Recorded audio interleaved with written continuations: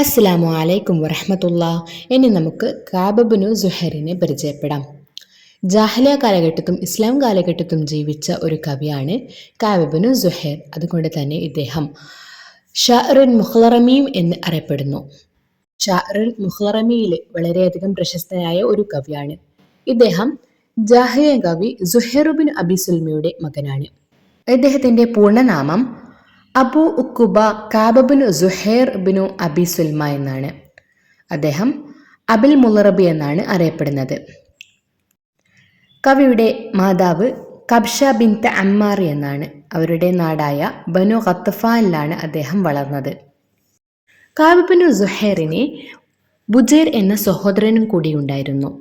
ലമ്മ അൽഹറൽ ഇസ്ലാമു തഅഖർ അനിൽ ഖബൂലി വഖദ് സബഖഹു അഖൂഹു ബുജൈർ ബിൽ ഇസ്ലാം.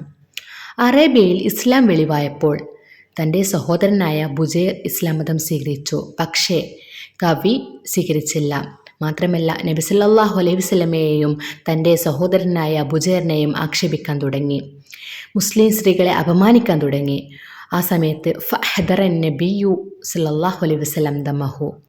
ആ സമയം ബുജൈർ തൻ്റെ സഹോദരനായ കഅബിലേക്ക് ഒരു കത്തെഴുതി. നബി സല്ലല്ലാഹു അലൈഹി വസല്ലമ മക്കയിലെ പുരുഷന്മാരെ, അതായത് നബി സല്ലല്ലാഹു അലൈഹി വസല്ലമയെയും സ്ത്രീകളെയും ആക്ഷേപിച്ച പുരുഷന്മാരെ വധിച്ചു എന്ന വാർത്തയാണ് ബുജൈർ തൻ്റെ സഹോദരനിലേക്ക് എത്തിച്ചത്. പക്ഷേ ആ സമയമൊന്നും കഅബ് അത് കൂട്ടാക്കിയില്ല. പിന്നീട് മുന്നറിയിപ്പുമായി വീണ്ടും കത്തെഴുതി. നബി സല്ലല്ലാഹു അലൈഹി വസല്ലമ വധിക്കുമെന്ന രീതിയിൽ ഒരു കത്തെഴുതി. അങ്ങനെ പേടിച്ചുകൊണ്ട്, ഭയപ്പെട്ടുകൊണ്ട് നബി സല്ലല്ലാഹു അലൈഹി വസല്ലമയിലേക്ക് ഇസ്ലാം മതം സ്വീകരിച്ചുകൊണ്ട് ഒരു അഅ്തിസാർ, മാപ്പപേക്ഷയുമായി വന്ന് നബി സല്ലല്ലാഹു അലൈഹി വസല്ലമയുടെ മുമ്പിൽ വന്ന് മദ്ഹ് ചെയ്ത് നബി സല്ലല്ലാഹു അലൈഹി വസല്ലമയെ പ്രകീർത്തിച്ചുകൊണ്ട് പാടിയ പാട്ടാണ് ഖസീദത്തു ബാനിസ് സ്വാദ് എന്ന പേരിൽ അറിയപ്പെടുന്നത്.